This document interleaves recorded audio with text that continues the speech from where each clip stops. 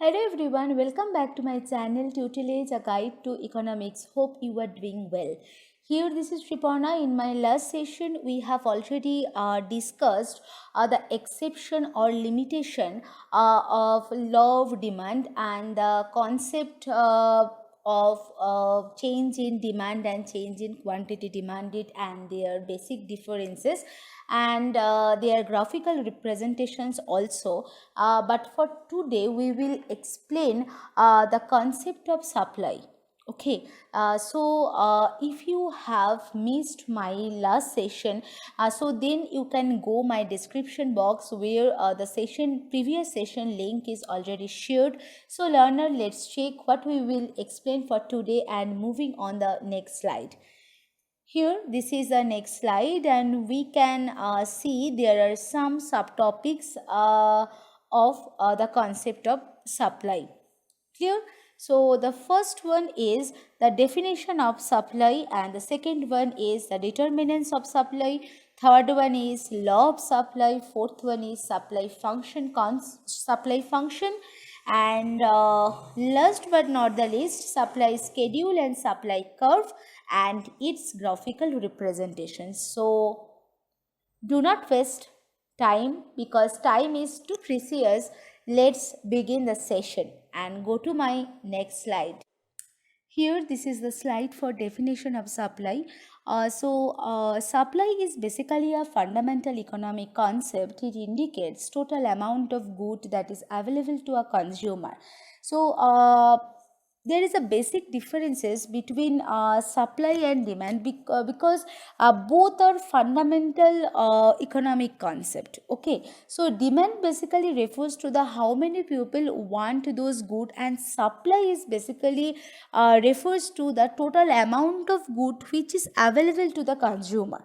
For example, there is a drought, so very few fruits are available in a market. So people want more these than the availability of the product. So price of the product increases.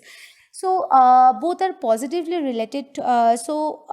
Supply amount of quantity supply is positively related to the price, because given that at higher prices there is an incentive to supply more as higher prices, so it may generate increased revenue and profits. So supply is basically a willingness and ability of producers to create or produce goods and services to take them to a market.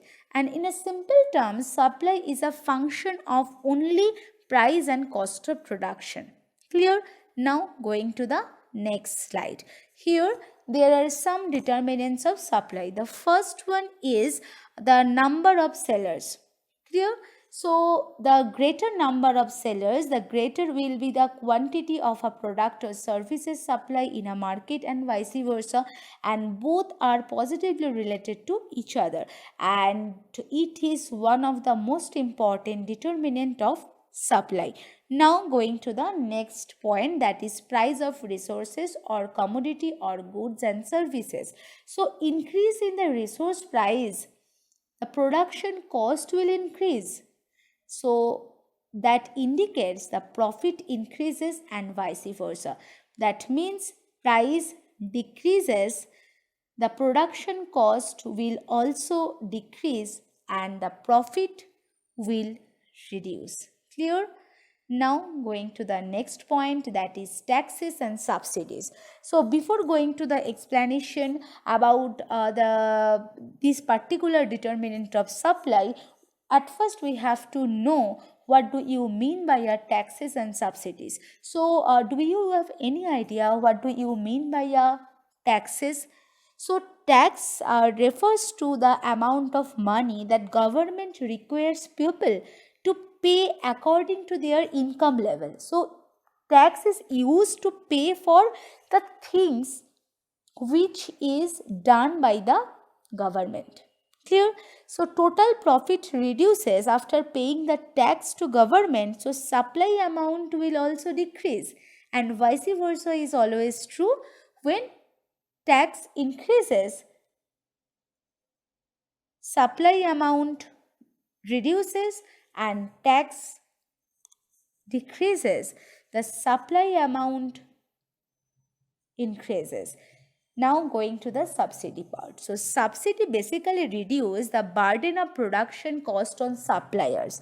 So and it is basically a transfer of money from government to a entity or organizations for protecting their jobs, ensuring firms stay in business and all. So profit level increases, supply amount of supply will also increase.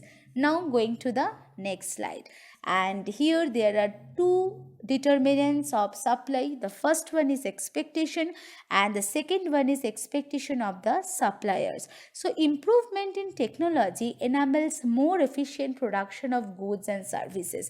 That indicates the cost of production reduces, and that means the profit increases. Clear? So amount of supply will also increases.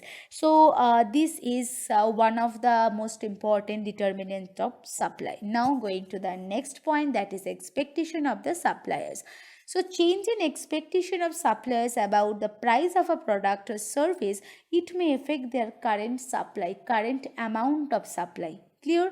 Now going to the next slide. And the next slide indicates there are two important determinants of supply.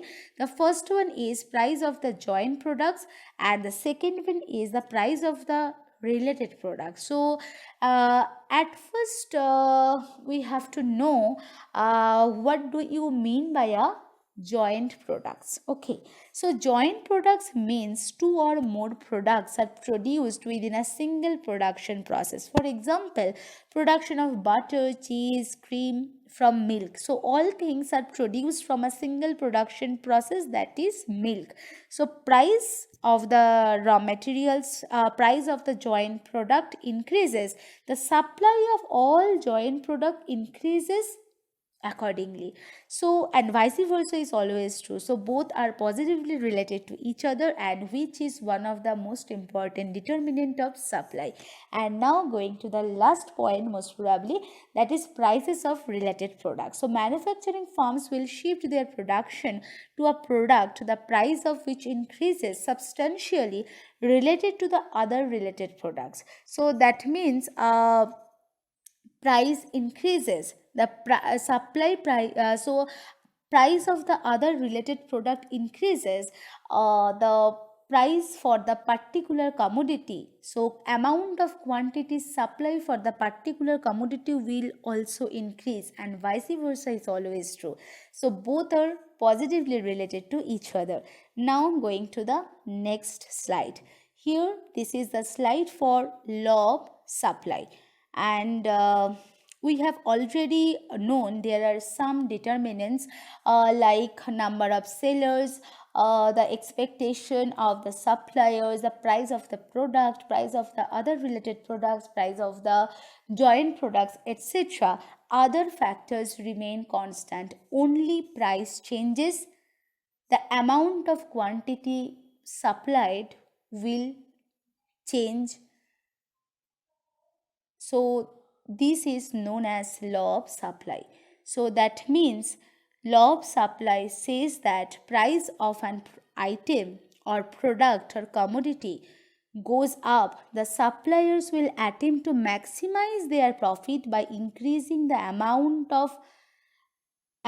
of quantity offered for sale. So price increases, the quantity offered for sale, the amount of quantity offered for sale will also increase, and vice versa is always true. So it indicates a positive relationship between price and amount of quantity supplied.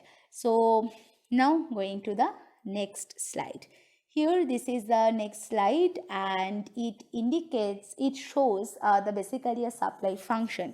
So supply function shows the algebraic expression of the relationship between price and quantity not supplied, that is not demanded, that is supplied. It's a mistake again of mine. Clear?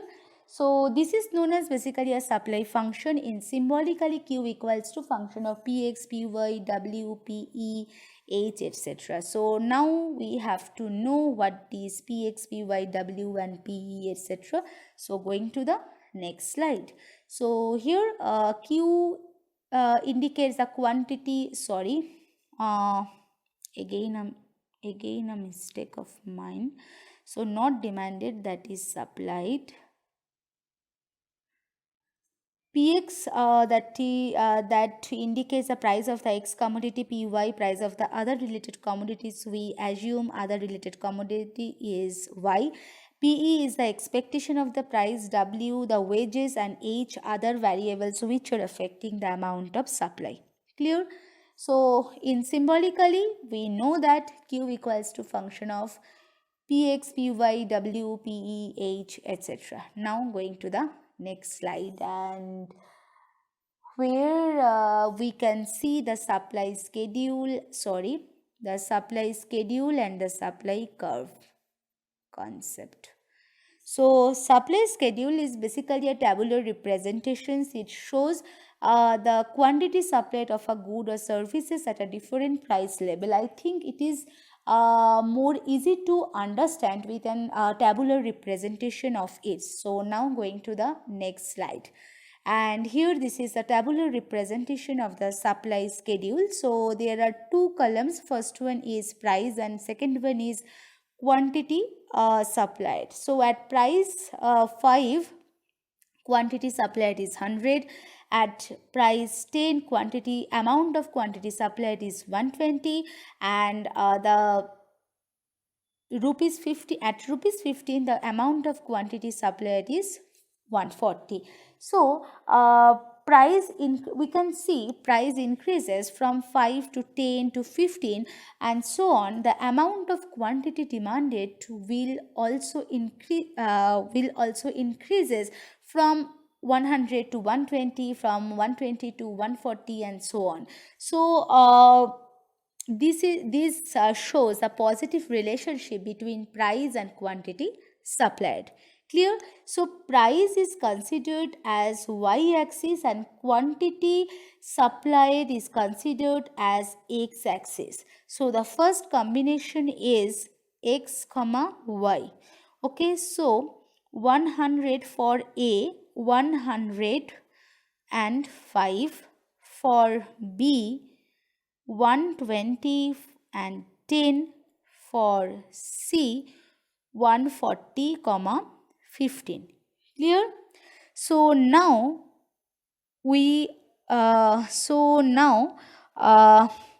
these points are putting on the graph, and locus of these all points like A, B, C and so on, this curve is known as supply curve. So a supply curve shows the positive relationship between price of the commodity and the quantity supplied for the particular commodity.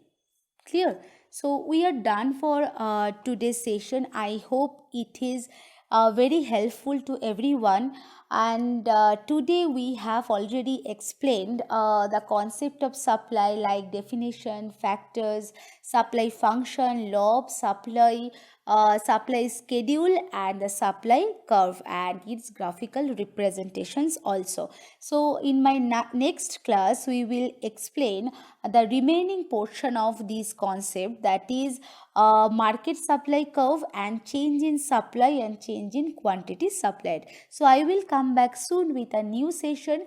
Any doubt on topic, so please feel free to ask, and please subscribe, like, share to my channel and press bell icon button for getting new information about my channel.